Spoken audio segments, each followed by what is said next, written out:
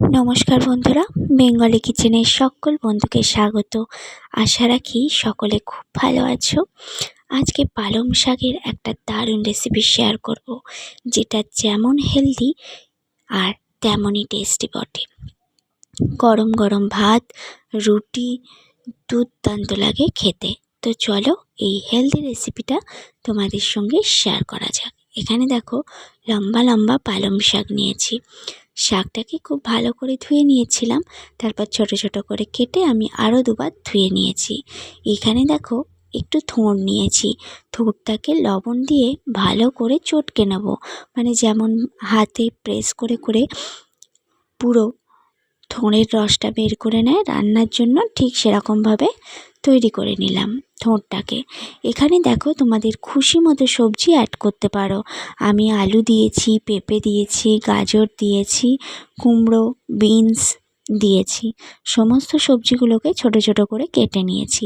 এখানে চিংড়ি মাছটা দেখো, লবণ হলুদ দিয়ে খুব ভালো করে সিদ্ধ করে নেব। দেখো, সিদ্ধ হয়ে গেলে অল্প 1 চামচের মতো তেল দিয়ে এখানে নেড়ে চেড়ে আমি চিংড়ি মাছটাকে নামিয়ে নেব। আজকের এই রেসিপি তোমাদের কেমন লাগলো অবশ্যই কমেন্টে এসে জানাতে ভুলো না। তো welcome back to my Bengali kitchen. Bengali কিচেনে সকল বন্ধুকে স্বাগত।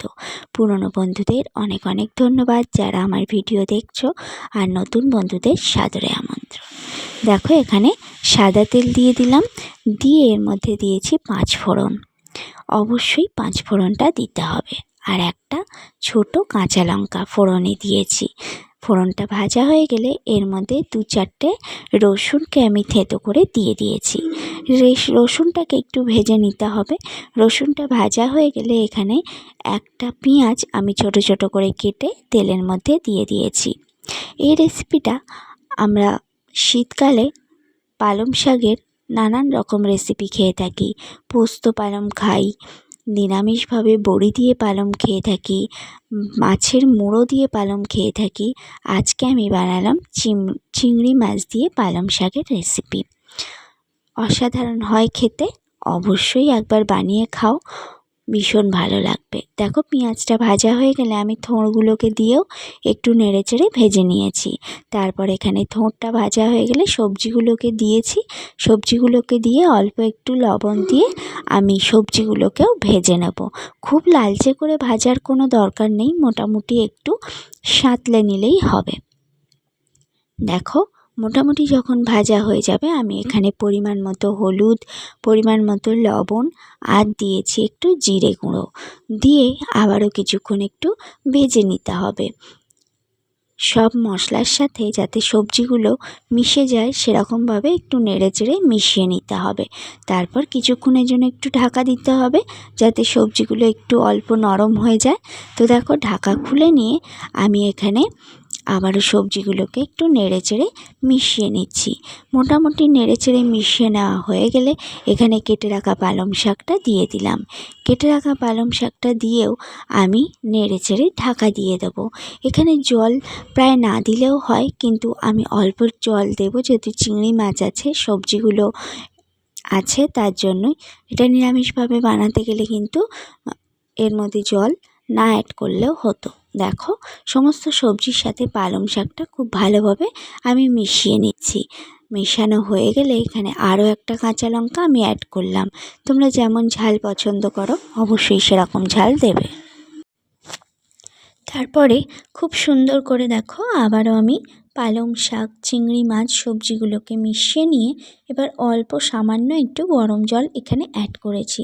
নিশ্চয়ই বুঝতে পেরেছ যে কতটা সামান্য আমি জল অ্যাড করলাম। এবার ঢাকা দিয়ে আমরা হতে দেবো। দেখো, একদম জল শুকিয়ে গেছে, মাখা মাখা হয়ে গেছে, এদিকে সমস্ত সবজি কিন্তু গলে গেছে। এবার আমি কেটে রাখা ধনেপাতাটা অ্যাড করছি।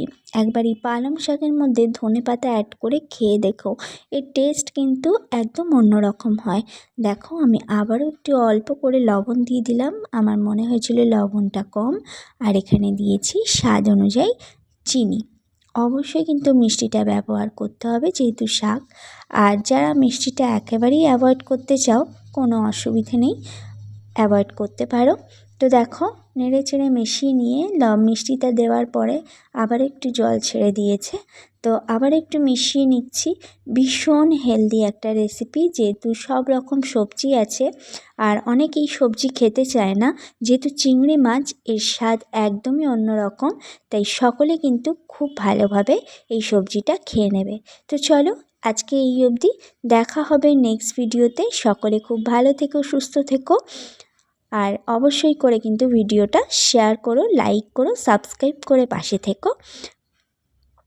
আজকে এই অবধি, নেক্সট রেসিপিতে আবার দেখা হবে। সকলে কিন্তু সাথে থেকো। এতক্ষণ ভিডিওটা দেখার জন্য সকলকে অনেক ভালোবাসা, অনেক ধন্যবাদ। টাটা।